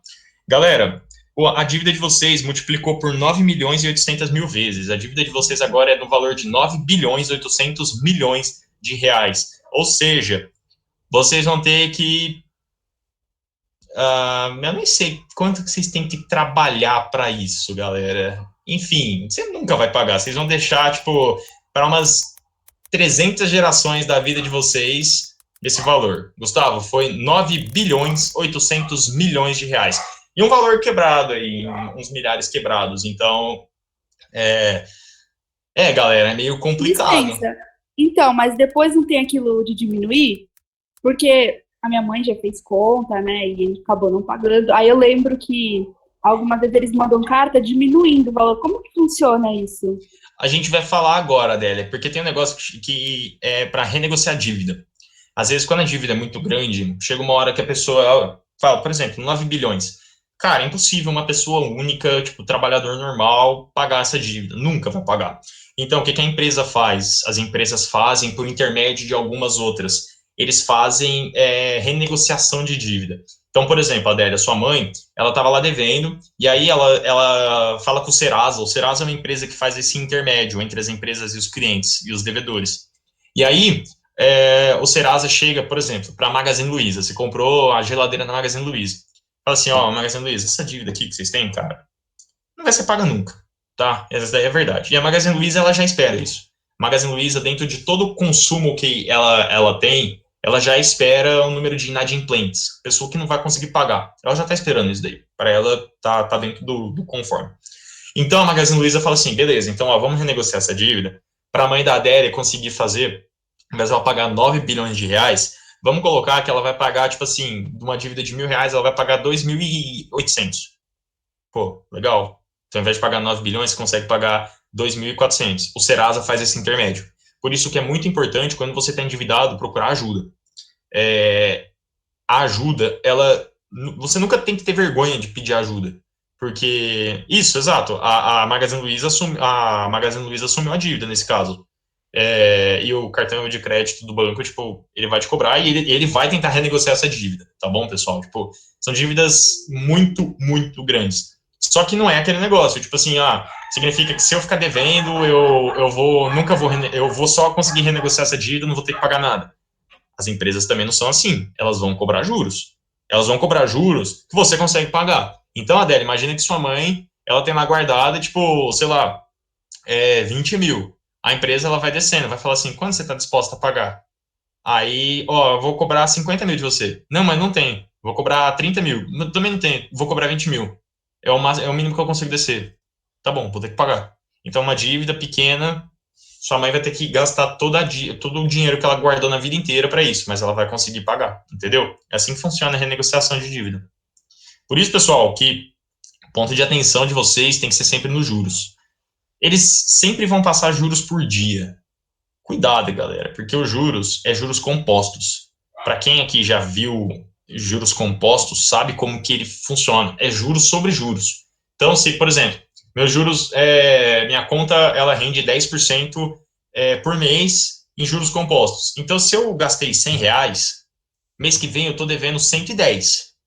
Os próximos 10% não vão ser em cima do 100, vai ser em cima dos 110. Então, agora é 121. E depois em cima do 121. E assim vai aumentando. É bola de neve, vai aumentando cada vez mais. Por isso, galera, foco, atenção, juros. Cuidado com os juros. Às vezes os juros vocês vão falar, nossa, que juro baixinho, é 0,40% ao dia. Multiplica por 252, que são os dias úteis num ano. Galera, a juros compostos, isso daí dá um absurdo. Só para vocês terem uma noção, eu acho que 1 centavo rendendo a juros compostos de, tipo, 20% a 50% no dia, 1 centavo vira 327 bilhões de reais em tipo, um ano. 1 centavo. Bola de neve, tá? Ponto de atenção para vocês. É só isso. Enfim, galera, esses são os tipos de crédito. Oi, pode falar. A Vitória perguntou aqui no chat, há um tempo atrás, como funcionam as compras sem juros? O valor final é sempre maior que o à vista? Não. Tem compra que vale a pena você parcelar. Normalmente, pessoal, vocês vão ver, sei lá, se você for pegar uma televisão para parcelar, eles normalmente vão ter de 10 vezes e 12 vezes. E vai ter de 36 vezes, 24 vezes. Até a de 10 vezes, normalmente é sem juros. Então, significa que aquela televisão, você está dividindo ela em 10 parcelas, que você vai pagar e não vai pagar juros nenhum. Pô, vale a pena. Significa que, no final das contas, você está pagando o mesmo valor, você está pagando aquele mesmo valor e está demorando mais para pagar. E aí, se a gente colocar inflação, dinheiro que está rendendo nessa brincadeira toda aí, pessoal, que vocês vão ver na próxima aula, que a inflação, que a gente tanto ouve falar, vale a pena. Mas, cuidado. Normalmente, sei lá, uma televisão que custa sei lá, vou pegar uma coisa qualquer, um micro-ondas, custa 350 reais. Se for parcelado em 10 vezes sem juros, vai ficar em 10 vezes de 35. Legal, show, porque se você multiplicar 35 por 10, dá 350. Se for para 12, se você multiplicar depois por 12, ele vai dar um valor maior, pelo tempo, pelo risco que o banco está correndo. Então, fique esperto com isso daí. Tem parcelamento que sem juros, que fica sem juros e no final é o mesmo valor da compra. Vale a pena. Vale a pena. Você está pagando o mesmo valor, só que em 10 meses. Você consegue guardar mais, enfim, um monte de coisa. Tá bom? Quem que perguntou? Eu não vi. Foi a Vitória? Foi a Vitória, lá em cima. Ah, beleza. Entendeu, Vitória? É isso, então. Se tiver alguma dúvida também pode colocar aí, tá? E aí, pessoal, a gente colocou aqui só o uso do crédito, as vantagens, que, bom, antecipar consumo, atender a emergências, aproveitar oportunidades, por isso que ele é importante, é vantajoso. A nossa economia, ela corre por causa do crédito, pessoal. O crédito é uma ferramenta fantástica da nossa economia, quando você sabe usar. Então, você consegue comprar coisa que você não tem dinheiro, sabendo que você vai conseguir pagar depois, atender emergências. Tem vezes que você, surgiu alguma coisa que você precisa pegar um crédito. Precisa, então vai. Às vezes, por exemplo, financiar um apartamento, você precisou mudar de cidade de uma hora para outra, você vendeu seu apartamento, você consegue financiar um apartamento novo, atender emergência. E aproveitar oportunidades. Às vezes tem boas oportunidades de compra que você olha e fala assim, nossa, tá muito barato, eu vi que estava muito caro e vai subir de novo. Pega um crédito, às vezes vale a pena. Mas as desvantagens são o pagamento de juros, que é muito perigoso, igual eu falei para vocês, por isso que eu quero colocar esse medo em vocês, pessoal. Olhem sempre os juros, tá bom? Olhem sempre os juros. O risco de endividamento, né, o risco de endividamento, que é gigantesco, igual a gente falou aqui, e o limite de consumo futuro, porque você vai estar pagando parcelas. Então, mês que vem, daqui a 2 meses, que você está pagando aquela parcela, aquele dinheiro já tá limitado para o pagamento. Então, também é uma desvantagem que a gente encontra. Mas, tomando cuidado, acho que dá para vocês fazerem coisas bem legais com crédito, tá bom? E agora, pessoal, a gente puxou a parte de endividamento. Endividamento que a gente explicou agora como que a gente consegue sair do endividamento. O endividamento a gente colocou porque os juros, se não forem bem cuidados, igual a gente falou aqui, vocês vão ficar endividados. Pessoal, se alguém tiver alguma dúvida até aqui, manda aí no chat, tá bom? Fiquem totalmente à vontade. Beleza, galera. Então, quais são as principais causas da dívida que a gente consegue ver? Bom, falta de planejamento, inexistência de uma reserva de emergência, que a gente já falou, consumo excessivo, aquele consumo descontrolado, que a pessoa perde a noção de quanto que ela está gastando, empréstimos que ela não soube pagar, e o cartão de crédito e o cheque especial, que a gente já falou aqui, que são as principais causas, principalmente hoje no Brasil. A Mariana falou, eu tenho medo desse juro, só compro quando eu tenho total, mas isso porque sou jovem e minhas compras não passam de R$50. Mas, Mariana, é muito importante dizer que você falou. É muito importante para você tentar levar para o seu futuro também. Às vezes você tem um valor, então você está falando assim, pô, eu vou parcelar, eu tenho todo o meu dinheiro aqui, só que eu vou parcelar porque eu acho melhor. Eu não vou gastar todo esse dinheiro agora, vai que eu preciso ali na frente. Você está mais que certa, viu, Mariana? Tipo, suas compras não passam de R$50, só que você vai levar esse pensamento para quando suas compras já forem aumentando. E isso daí é muito importante para evitar isso daí que a gente está vendo, que é a parte de dívidas, tá bom? E as principais consequências da dívida, pessoal? Qual que é a principal consequência da dívida? Além de muita gente tendo dor de cabeça, ficando doente de tanta dívida que tem, a gente tem perda de patrimônio, porque, galera, vocês não têm noção, mas quando você está devendo para o banco toma tudo de você. O banco toma apartamento, o banco toma carro, o banco toma os móveis como garantia. Eles vão pegar. O banco chega para te despejar, para te jogar, tipo, ó, desculpa, mas esse apartamento agora é nosso, tá bom? Vai embora. Sai. Então pensa que você tá com todas as suas coisas, chega uma ordem de despejo. É uma perda de patrimônio. Você perdeu seu carro, sua moto, sua casa. É extremamente triste, galera. É extremamente triste, porque aí você perde tudo. O comprometimento da renda, óbvio, você está devendo, você vai ter que pensar. Uma pessoa que está devendo, ela vai ter que pagar esse dinheiro. Então, se ela quiser comprar qualquer coisa no futuro, ela vai ter que pensar primeiro na dívida dela. Ela tem que pagar essa dívida. É muito importante. E a redução do consumo futuro, que aí você não consegue comprar nada, porque o seu foco, nesse momento, tem que ser pagar essas dívidas antes que o seu limite estoure e você perca o controle dos juros que estão em cima das suas compras, tá? E aí, galera, como que a gente pode se livrar das dívidas? Bom, primeira coisa, não fazer dívidas. Acima de tudo, busquem não fazer dívidas, pessoal. É muito importante também a gente ter esse controle de evitar se endividar quando a gente não tem o controle daquela situação. Mas, quando você está numa dívida, você tem aquela dívida, sua família tem a dívida, o que você pode fazer? Bom, a gente viu a parte do orçamento que o Piauí falou, sobre como que funciona o orçamento. E tem uma regra de ouro lá que vocês viram. Vocês lembram qual que era a regra de ouro, pessoal, que o Piauí falou para vocês do orçamento? Coloca aí nos comentários.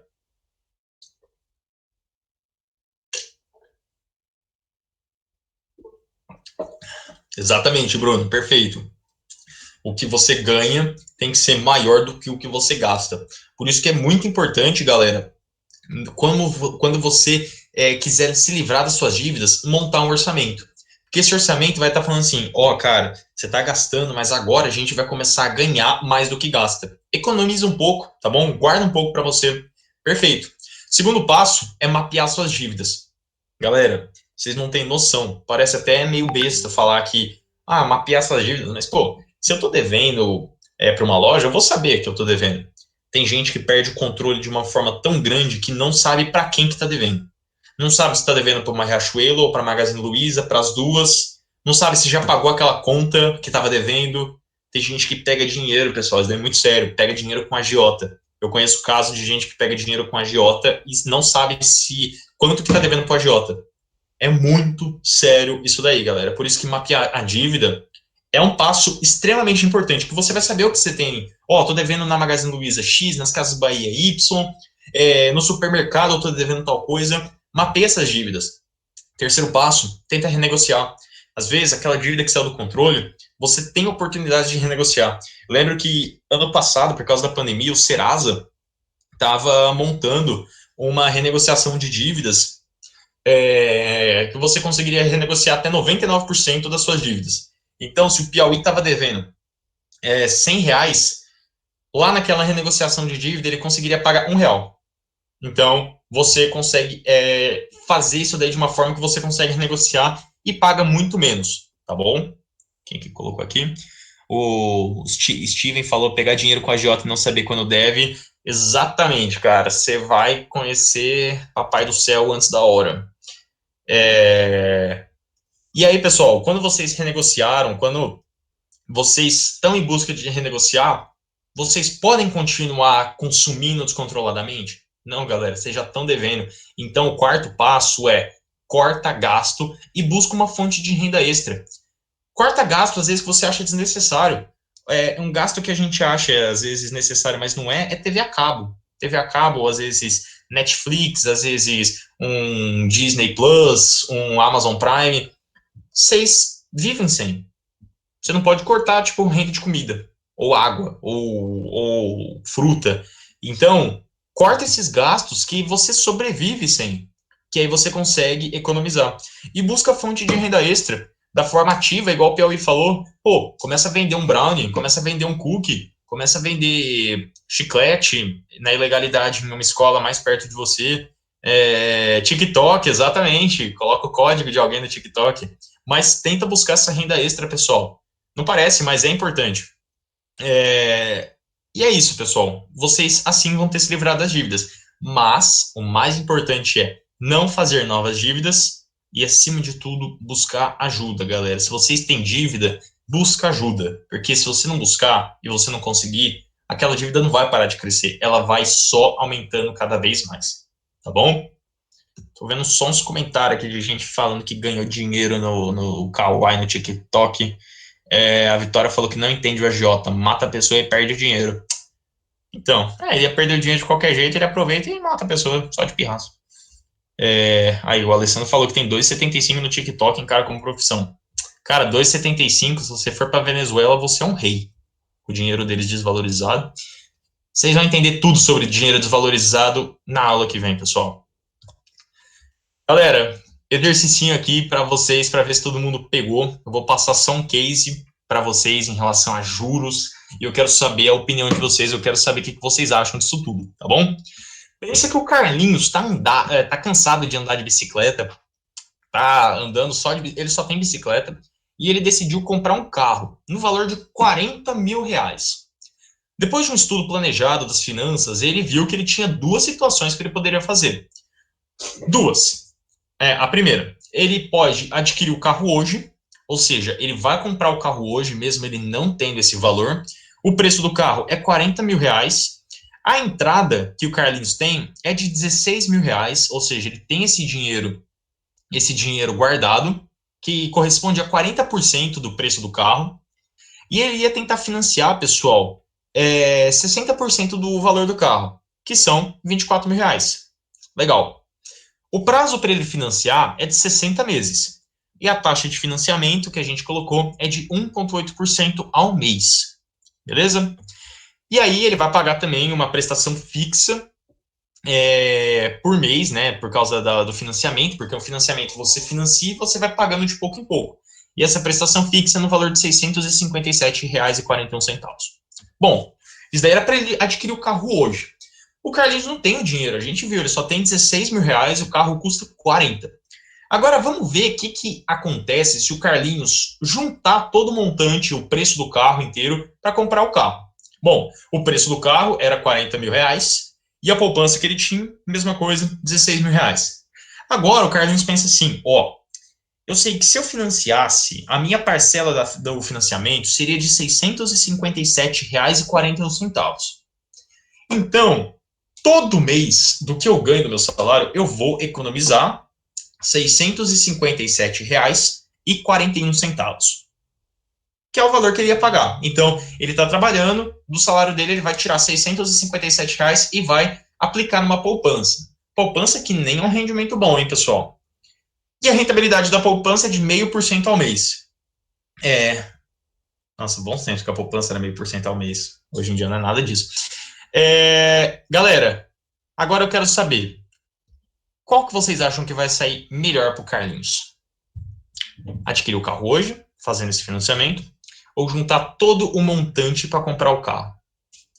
A Bianca falou que é juntar o dinheiro, 1,8% ao mês é muito alto, é financiamento, cara. Licença, eu acho que Pode falar. assim, o andar de bicicleta tipo assim, é essencial, mas não tanto como uma comida, uma água, uma luz. Então seria melhor ele juntar o dinheiro. Legal, perfeito. O Gabriel tá indeciso. A galera colocou para juntar e pagar depois à vista. Bom, galera, perfeito. Vamos ver os resultados no final das contas. Bom, pessoal, se ele adquirir o carro hoje, ele vai ter, no final das contas, o carro daqui a 5 anos, né? Após 60 meses, né? Pensa que ele comprou o carro, depois de 60 meses, o Carlinhos vai olhar para as opções que ele tinha. O carro com 5 anos de uso que ele comprou, lembra que o carro custava 40 mil reais, né? O slide anterior. O preço do carro era 40 mil reais. Só que a gente sabe que o carro deprecia. Então, no final das contas, ele tem 24.600 reais, que é o carro dele. Mas quanto que ele pagou desse carro, pessoal? Galera, ele primeiro não vai ter nada na poupança, porque ele gastou tudo, né, com o carro, porque aqueles 657 reais ele não economizava, ele só literalmente pagava o financiamento, ia direto pro banco. Ele gastou, no final das contas, R$ 55.444 com financiamento, que seria o valor do carro mais os juros cobrados. E no final das contas, qual que é o patrimônio final dele? Bom, o patrimônio final dele é o valor do carro, que é R$ 24.600. Aquele carro que já andou 5 anos, está depreciado. Beleza, vamos olhar agora se o Carlinhos tivesse juntado todo o montante para comprar o carro no futuro. O Carlinhos, com o dinheiro que ele foi economizando e a poupança dele que estava rendendo, ele conseguiu comprar o carro, pessoal, em 2 anos e meio. Então, ele esperou 2 anos e meio economizando e comprou o carro. Ele comprou o carro à vista. Mas, ao mesmo tempo, ele também tinha economizado um dinheiro que era o dinheiro da poupança. Um valor que sobrou da poupança para ele porque estava rendendo. Lembra que eu falei que estava rendendo ao mês, 0,5% ao mês? E ele gastou os 40 mil reais do carro. Ele comprou o carro lá na frente e à vista, como vocês mesmos falaram que ele deveria fazer. No final das contas, ele gastou somente 40 mil reais, mas ele comprou o carro que já tinha sido depreciado um pouquinho, porque já tinha passado um tempo, né, daquele período que ele tinha comprado, não era mais um carro novo. Então, aquele carro de 40 mil reais agora custava 29.500, e ele conseguiu economizar com o dinheiro da poupança que foi rendendo 21.224. No final das contas, quanto que ele vai ter, pessoal? Ele vai ter o dinheiro do carro, que é 29.500, mais o dinheiro da poupança, que ela foi rendendo, foi aumentando, e no final das contas, ele tem essa poupança para ele consegue fazer o que ele quiser. Então, o patrimônio dele é de R$ 50.724, que é mais do que o dobro do que o Carlinhos da esquerda, que comprou o carro lá no dia mesmo, fez aquele financiamento brabo, pagou. Qual que é a moral da história, pessoal? Eu tô falando para vocês que vocês têm que ficar andando de bicicleta e não comprar o carro quando vocês quiserem? Não, longe disso. Longe disso. Mas a gente está falando aqui para vocês terem noção de tudo que vocês estão fazendo. Façam as contas. Às vezes, vocês estão cansados de andar de bicicleta? Então, mas pense que daqui a 2 anos e meio você vai ter um carro e você vai ter um dinheiro na poupança quase em mais de 21 mil reais. 21 mil reais dá para fazer bastante coisa. Eu, pelo menos, acho que dá. Dá para vocês fazerem uma viagem legal, dá para vocês economizarem para, às vezes, começar um financiamento de um apartamento. Lógico, vocês hoje são muito novinhos, é natural que vocês estão falando, pô, mas eu não vou comprar um apartamento, financiar um carro. Beleza. Exatamente, Mariana, você vai ter um carro e pernas muito bonitas, porque elas vão estar torneadas de tanto que você andou de bicicleta. Então, galera, a moral da história é, não tem uma resposta certa para isso daí. Se você está precisando muito, adquirir o carro hoje faz sentido. Você vai pagar mais, mas vale a pena. Mas se você consegue andar um pouquinho, você vai ter o carro, ainda vai estar gostosão pra caramba, com umas pernonas gigantes. Galera, se vocês estão dispostos a isso, junta o dinheiro do carro, espera, coloca num valor aplicado que vocês vão conseguir ter o patrimônio final e no final das contas, além do carro, vocês vão ter uma poupança que vocês guardaram para vocês. Fiquem espertos com os juros que vão ser cobrados, façam as contas e olhem para o que encaixa na vida de vocês. Belezeira? Turma, por hoje é só. É hora de dar tchau. Se alguém tiver alguma dúvida, por favor, coloca aí. Ficar gostoso que nem o Neymar ou comprar o carro financiado. Cara, se você andou de bicicleta por 2 anos para ficar parecido com o Neymar, eu quebraria essa bicicleta, na moral. Maluco parece um louva-a-Deus. Pessoal, se alguém quiser abrir, tirar alguma dúvida que ficou, qualquer coisa, pode deixar aí. E Bom, Opa, pode falar, Alessandro, por favor. Não, pode concluir. Não, eu ia falar que na sexta-feira vai vir mais 3 pessoas da Liga, a gente não vai se encontrar de novo, mas eu tô lá no grupo, então quem tiver dúvida sobre qualquer coisa, pode mandar lá também, tá bom? E sim, Bruno, a gente vai disponibilizar o PDF dessa apresentação lá no grupo, tá bom? Se a gente esquecer, vocês podem mandar puxando nossa orelha. E spoilers para a próxima reunião, vocês vão começar a entender sobre como é que funciona dólar, como que funciona inflação, como é que funciona juros, tudo isso que a gente viu de taxa de juros que o banco cobra, como que funciona isso daí. Em relação ao investimento, quais vocês indicam? Como assim, Vitória? Eu não entendi. Se você quiser abrir o microfone, pode falar aí, tranquilo.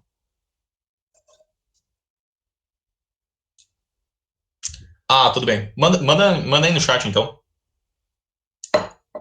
Se alguém tiver também dúvida. Vitória deve estar escrevendo.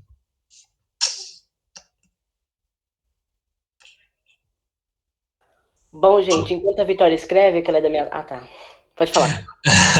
Mas assim, os investimentos em si, quais rendem mais? Vitória, vocês vão ver isso daí na aula de segunda-feira que vem, tá bom? A gente está passando primeira coisa, como vocês podem cuidar do dinheiro de vocês. Sexta-feira, como que vocês conseguem olhar o cenário que está acontecendo no país, no mundo, para vocês conseguirem investir. Vocês vão começar a identificar essas coisas. A partir disso daí, semana que vem, na segunda-feira, o pessoal vai passar para vocês tipos de investimento, como que funciona o rendimento de cada um.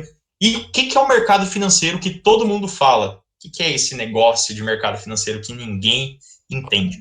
Mas só adiantando logo que isso não é uma ciência exata, hein, Vitória? Então, provavelmente, segunda-feira, tu não vai ter a resposta de qual o melhor investimento, mas provavelmente tu vai saber definir isso para ti. Exatamente.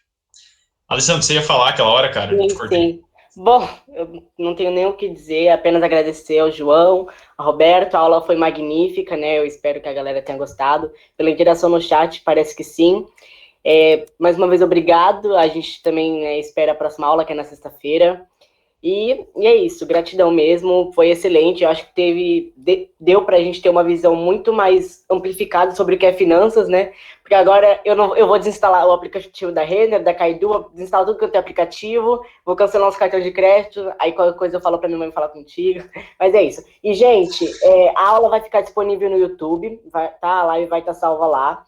Eu também fiz uma lista de presentes aqui de quem participou e de quem não participou, então quem não participou eu vou atrás para saber o motivo. E quem participou, muito obrigado também. Na próxima live eu espero vocês. E quem não estiver na próxima live, talvez eu vá assim na casa de vocês, toque a campainha. Mas enfim, eu vou atrás de vocês.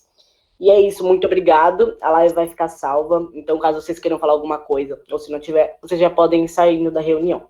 Galera, muito obrigado pela presença de vocês. Vocês foram muito interativos. Tem escola aí com pessoas que a gente fala que ninguém nem responde, nem nada. Então, valeuzão pela participação de vocês. E quem tiver dúvida, pode mandar lá no grupo, que eu tô lá, tá? E eu depois repasso as dúvidas pro Piauí, se alguém ficou. Então, é isso, galerinha. Peguem a bike de vocês, fiquem com as pernas torneadas, não fiquem parecidos com o Neymar, que aí, sacanagem. E boa reunião na sexta-feira e na segunda-feira para todo mundo. Valeu, galera. Prazerzão falar com vocês. Até sexta.